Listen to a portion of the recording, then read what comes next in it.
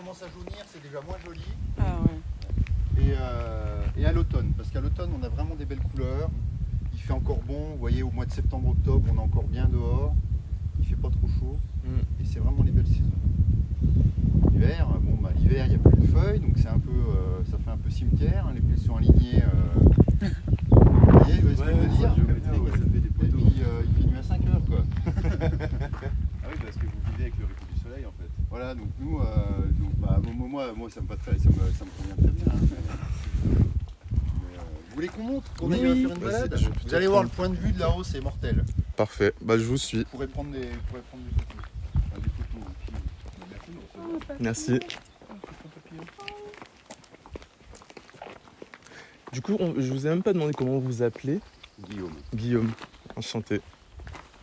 Alors vous habitez à Lyon, c'est ça? Oui. Maintenant, oui, depuis le début de l'année en fait. Et sinon, on a vécu 4 ans à Châlons, sur Saône. Ah oui, ok. Et alors vous travaillez dans quoi? Commerciaux, tous les deux. Grosso modo, moi dans l'industrie. Mais on aimerait bien se lancer dans le vin et elle aussi pareil dans l'industrie là pour l'instant. Mais bon, c'est pas vraiment le secteur dans lequel on aimerait travailler. Ah, Ouais. Pour l'instant, c'est l'eau, toi, le pétrole. Ouais. Moi, c'est l'eau et lui, c'est le pétrole. Mais moi, j'aimerais travailler dans la mode. À la base. Et moi, dans tout ce qui est vin, ça m'intéresserait bien. non, mais le vin, c'est intéressant. Je ne vais pas vous dire le contraire.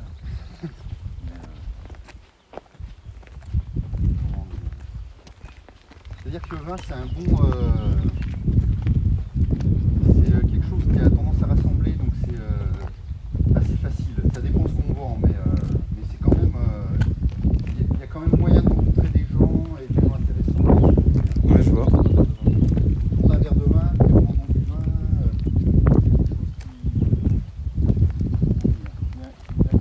qui intéresse. Donc là, on a 50 mètres compliqués et après ça va aller. Hein. Je passe devant.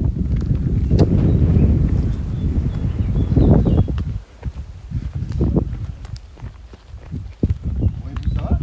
Vous bossez pas là? Non, il faut prendre un virus, l'hôtellerie, elle est un petit peu. Ouais, mais ça bosse quand même, non? J'ai vu un nouveau commercial pour une saison, on va faire un peu. Ah, vous faites quoi là? Quand j'ai fait qualité de police, c'est pareil. Ok. C'est en bouche, je fais des liquides extérieurs. Et vous faites quoi là-bas? Normalement, je vais être signé au service du visa pour l'Asie italienne. C'est dans le premier là, hein, l'hôtel de police là? Oui. La préfecture de police. Ah non, c'est que des orfèvres Pas maintenant? bien, c'est des affaires. Il faut rester. C'est pas vers l'hôtel de ville là? Non, quel début, c'est le bazar.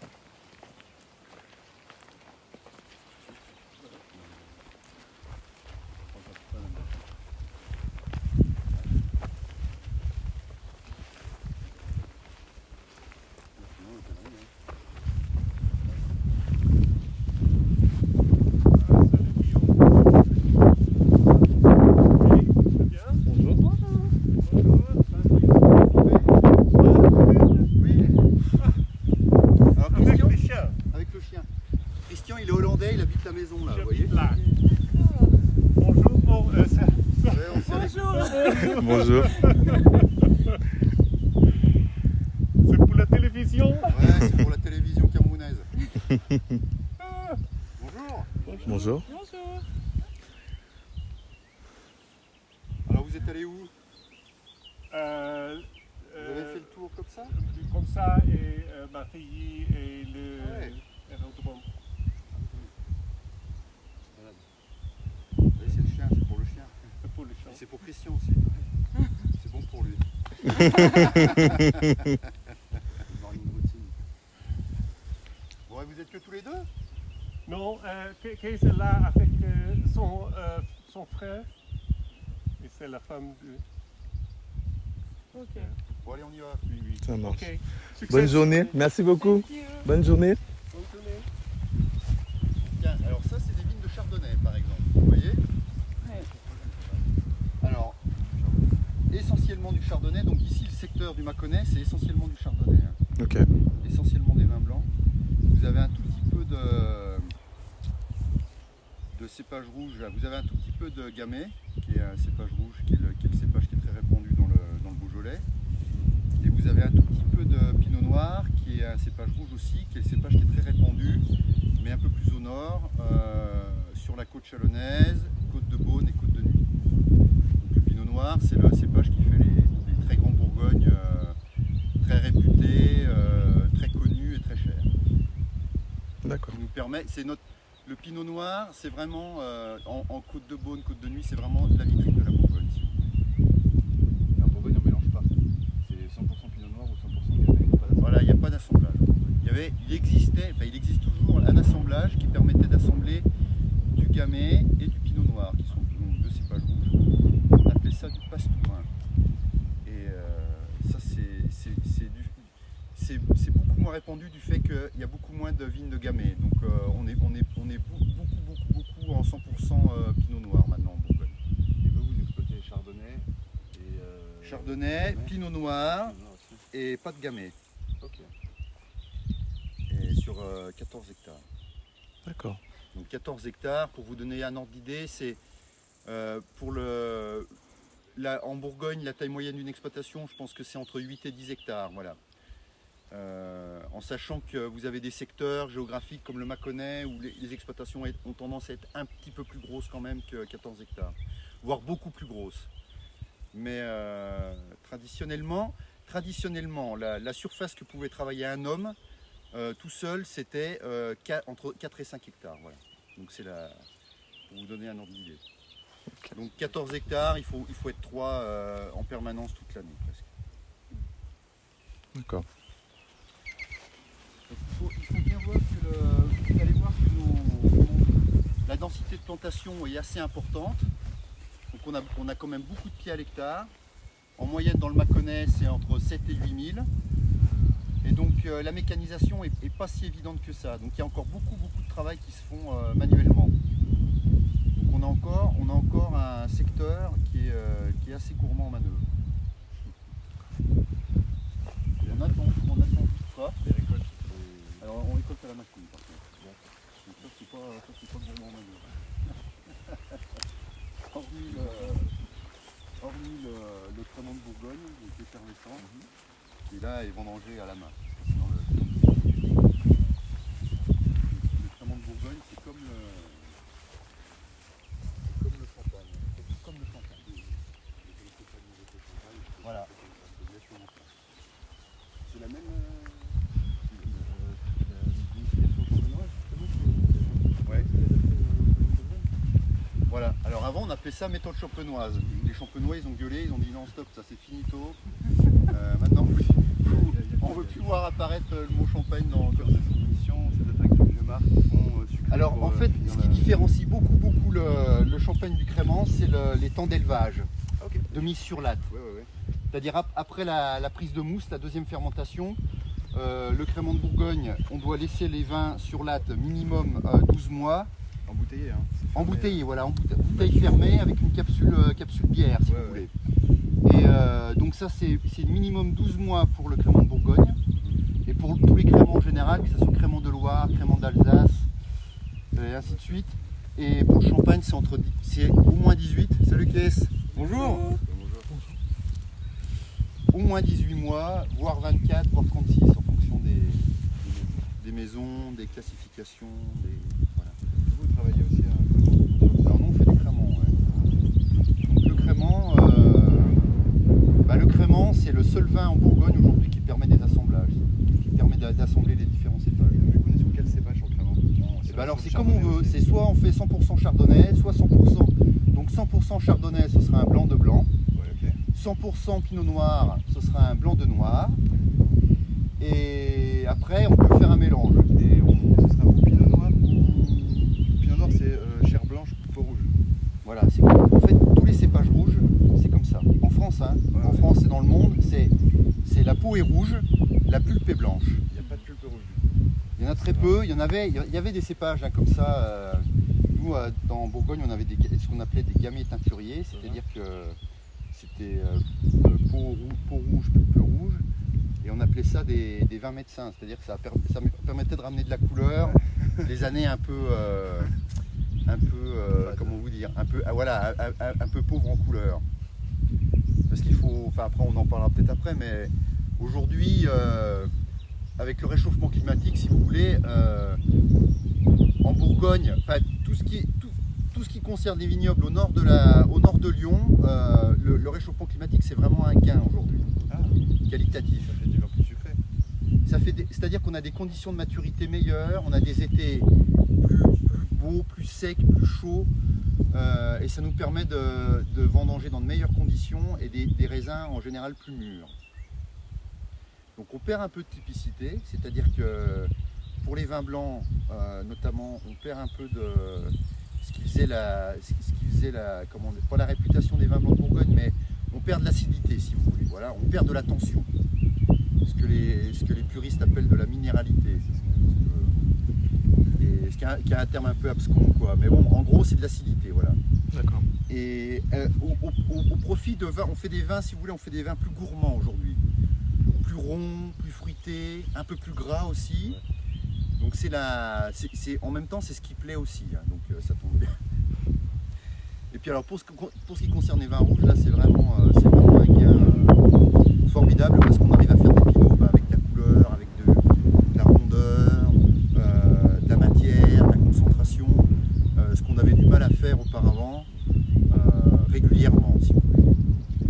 Le pinot noir, c'est un cépage qui est très, qui est très capricieux, qui est très compliqué, sur lequel c'est très compliqué d'extraire de la couleur et de la matière.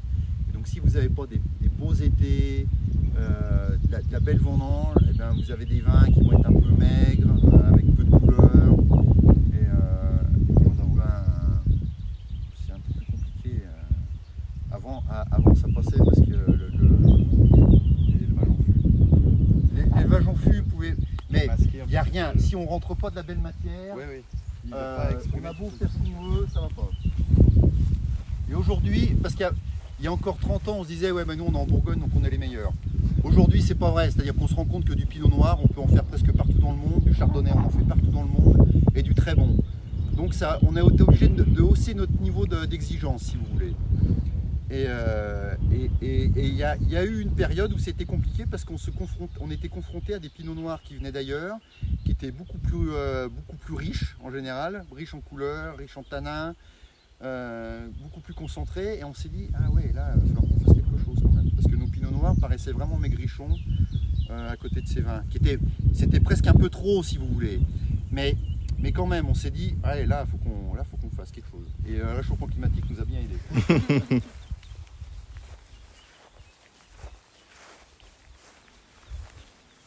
Donc là, vous voyez, on est au stade de la vigne où les grappes donc, sont formées, sont fermées, ce qu'on appelle, on est au stade fermeture de la grappe, même voire un peu plus. Et donc d'ici une quinzaine de jours, elles vont commencer à changer de couleur. C'est-à-dire que on va commencer à voir, enfin, pour les cépages rouges, les grains vont commencer à rougir. Et pour les cépages blancs, les grains vont être de moins en moins verts comme ça, et de plus en plus jaunes, si vous voulez. Ils sont bien, hein. Donc là, vous avez un potentiel, enfin après le potentiel de récolte c'est compliqué à estimer, mais voilà, vous avez une récolte normale.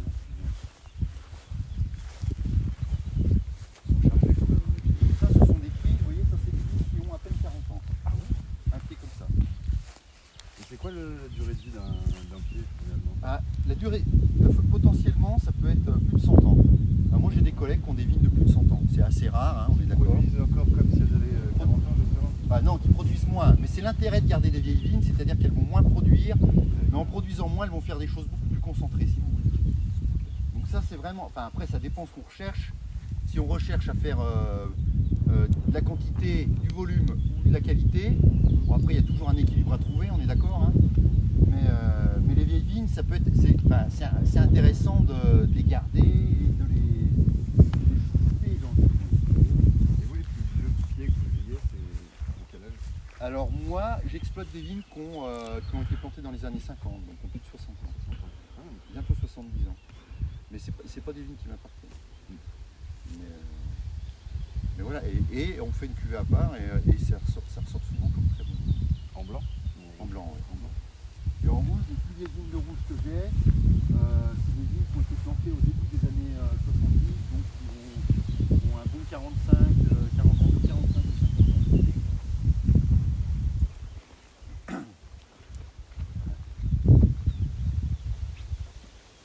Donc là, vous voyez, au nord, vous avez Chalon-sur-Saône. Vous voyez, on voit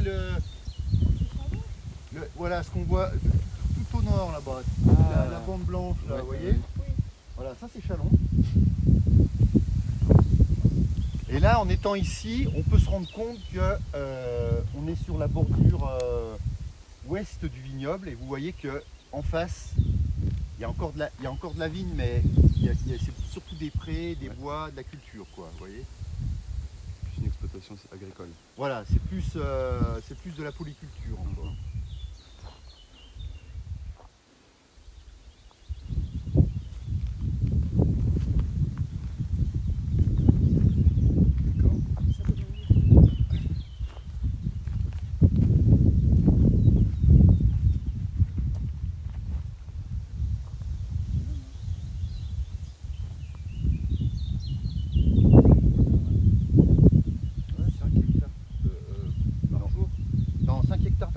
Par an. C'est-à-dire que un homme seul. Après, il ne faut pas que ce soit un feignant. Un homme seul est capable de tailler dans son hiver 5 hectares, de plier les baguettes, d'entretenir sa vigne, et l'été, pareil, de faire les travaux. Parce qu'il faut bien voir que la vigne, bon, les gens s'imaginent que sortie des vendanges, on ne fout rien. Moi, je l'entends tous les jours, pendant toutes les semaines. La vigne, c'est presque toute l'année. Hormis avant les vendanges où on a un peu de répit, la vigne c'est toute l'année. Parce que vous taillez quand même. Donc la taille, c'est quand on va redescendre un rang si vous voulez. Vous pouvez redescendre, il y a un rang enherbé sur deux, donc vous pouvez redescendre un rang avec le l'herbe, c'est plus facile. La taille, le fait de tailler la vigne, de choisir une baguette, il va pousser les fils. Ça dure. Comment? Alors voilà, bien, on va regarder. Donc là, l'hiver dernier, on a choisi une baguette. Ah, c'est une ramification d'une branche en fait. Une baguette, c'était ça. La baguette de l'année d'avant, c'est celle-là. Vous voyez, le gros truc qui est plié sur le fil. Là. Donc ça, c'est ce qui va donner les fruits de cette année. Et puis alors, l'hiver prochain, on va tailler, donc on va choisir une autre baguette qui va donner les fruits. Ah, c'est annuellement, il y a une sélection d'une... Tous les ans, voilà. Donc il faut choisir une baguette qui est, c'est un peu technique quand même, qui est positionnée. Donc ça, c'est la future baguette. Vous voyez, ça c'est encore tendre, vous voyez cette baguette-là. Oui. Mais avec elle va se lignifier si vous voulez. Ça va devenir comme dur, ça. Voilà, comme ça. Et donc par exemple, l'hiver prochain, eh bien, on va choisir cette baguette qui est portée sur... Parce qu'en fait, la baguette qui sera fructifère, qui portera des fruits, c'est la baguette d'un an, de l'année, donc celle-là, qui sera portée sur la baguette de l'année d'avant. Ah, donc ce sera celle-ci que vous allez exploiter, parce que voilà. Celle-ci étant celle de cette année... Voilà, celle-là, on la supprime. Ou celle-là, vous voyez, on peut utiliser celle-là. Donc on coupe, on enlève le reste, qu'on va broyer. Et puis, donc, après, une fois qu'on aura choisi cette baguette, on va la plier, on va faire comme là, vous voyez, on va la plier sur le fil. Le fait de la plier, c'est très important parce que il faut bien voir que la vigne c'est une liane, hein, on est d'accord. Donc la vigne, une fois que la végétation est partie, c'est-à-dire qu'une fois que les conditions sont favorables au printemps, elle pousse. Elle pousse, elle pousse, elle pousse, elle pousse, elle pousse. Et toute la science du viticulteur va être de faire en sorte de contenir sa pousse, de la brider, pour faire en sorte que la vigne donne des raisins et non pas des feuilles et des branches sur 20 mètres de long. C'est vraiment un élevage en fait. Voilà, donc nous, cette baguette, on va la plier parce qu'en pliant, on va limiter le phénomène d'acrotonie, c'est-à-dire que ce phénomène qui fait que les bourgeons poussent sans donner de raisin. Parce que la vigne, elle va donner des raisins, mais pour la pérennité de l'espèce, seuls les pépins sont utiles. Comme pour tous les arbres, comme pour tous les fruitiers. Elle en a rien à fiche de donner des beaux raisins bien mûrs, bien gonflés, vous voyez. Elle, pour la pérennité de l'espèce, c'est donner des raisins avec des pépins, point barre. Et donc nous, on va on va la contraindre, on va la cisailler, on va limiter sa pousse pour que au profit des raisins, elle arrête de pousser, si vous voulez. Ah, elle donne tout dans le raisin et Voilà. plus dans sa croissance elle-même. C'est pour ça qu'on la coince dans des doubles fils, dans des fils, vous voyez, qu'on met des agrafes pour faire en sorte qu'elle pousse bien droit, qu'on puisse la cisailler, et voilà. Et moi j'ai une question au niveau de la technique d'entretien des vignes. Est-ce que c'est quelque chose de commun ou bien c'est vraiment quelque chose que chaque viticulteur fait à sa manière? Alors en fait c'est commun aux régions viticoles. C'est-à-dire que dans le Mâconnais on fait tous pareil. En Bourgogne on fait tous pareil. Après la variable d'ajustement c'est la densité de plantation si vous voulez. Par exemple dans le sud, quand vous allez dans le sud, vous avez remarqué que les vignes, il y en a beaucoup moins. Elles sont beaucoup moins serrées. Et donc à ce moment-là, eh bien, la conduite sera, la taille sera peut-être un peu différente. Et la conduite sera peut-être un peu différente dans le sens où il y aura moins besoin de palissage, parce que aussi, ça dépend aussi c'est fonction aussi des cépages. Et puis il y aura moins besoin de la contraindre parce que les conditions de pousse seront moins favorables. Pardon. Vous voyez, dans des galets, quand vous avez un climat chaud et sec, la vigne, il y a un moment, elle pousse pas éperdument. Alors que là, vous voyez, en général, les terrains sont frais, c'est argilo-calcaire, mais il y a quand même beaucoup d'argile. La vigne est à l'aise, donc si on la laisse faire, ça pousse. Donc vous aurez beaucoup plus d'attention à porter sur le palissage dans les régions septentrionales, toujours pareil, au nord de Lyon, que dans les régions méridionales, au sud de Lyon, où là, l'effet climatique fait que la vigne a tendance à déjà moins pousser. Et c'est pour ça qu'on la plante moins serrée aussi.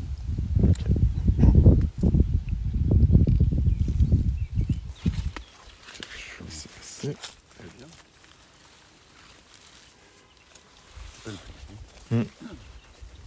Donc la bande enherbée que vous avez, sur laquelle on marche, c'est aussi, ça participe aussi de cette logique. C'est-à-dire que l'herbe, elle va commencer la vigne, elle va limiter l'érosion, mais donc elle est importante.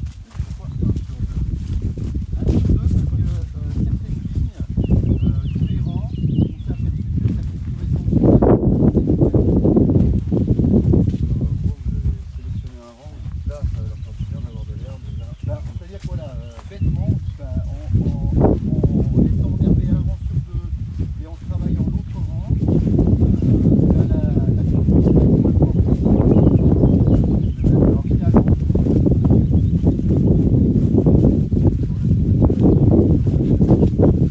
oui, alors là on tombe, vous voyez, cette bande enherbée on la tombe. Après, il y a aussi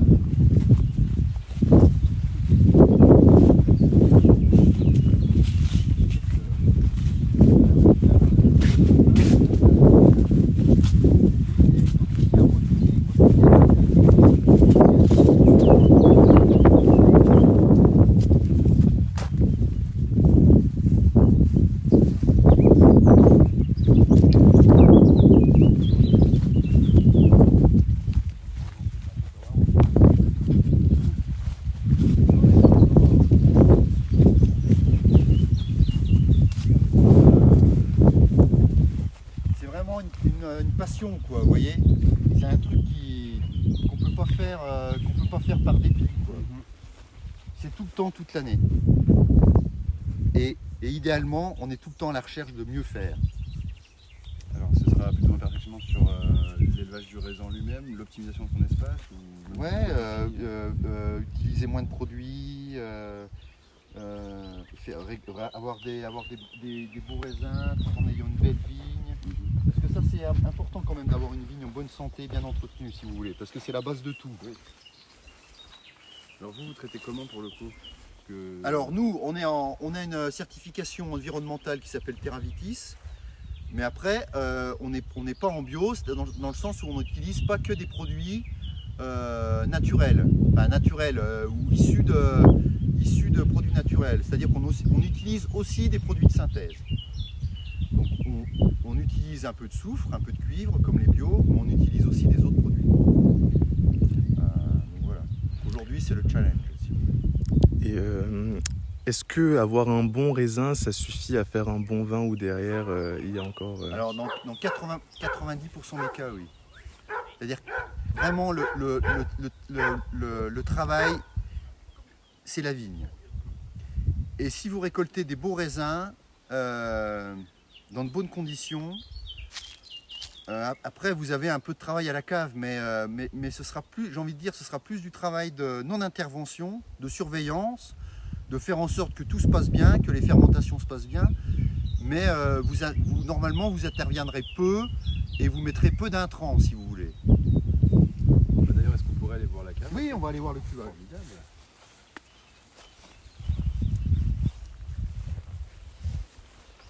Hier, vous voyez, hier j'ai regardé une émission sur Arte, ça se passait au Japon et c'est un riziculteur. Et le mec il disait, nous ce qu'on fait, on plante le riz, point barre, et le reste c'est la météo et la terre qui le fait. Et ben nous c'est un peu ça. C'est-à-dire qu'on plante la vigne, on l'entretient, ok, mais bon, bah, s'il fait beau, bah, tout va bien.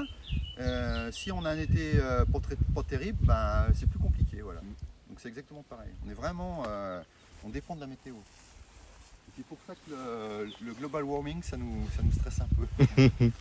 Et du coup, petite question un peu Covid, est-ce qu'il y a eu un impact, vous, sur votre activité par rapport au travail de la vigne? Par rapport au travail de la vigne, non, parce que la distanciation sociale, on peut la pratiquer facilement, si vous voulez. Ok. À la vigne.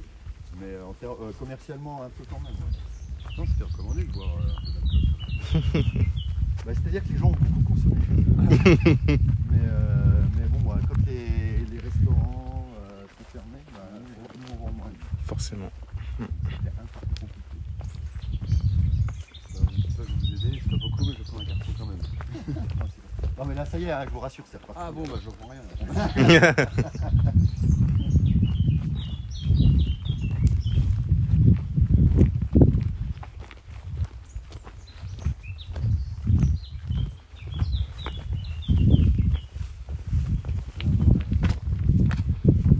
Alors, vous l'avez vu là? J'ai pas vu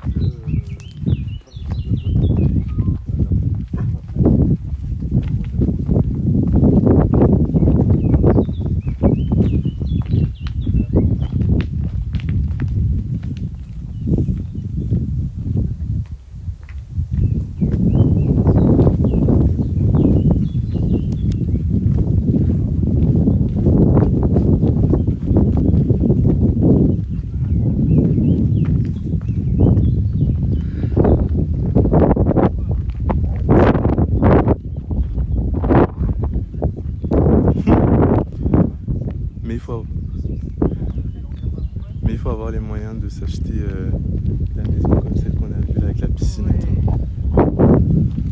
Qu'est-ce que j'ai fait? Fort.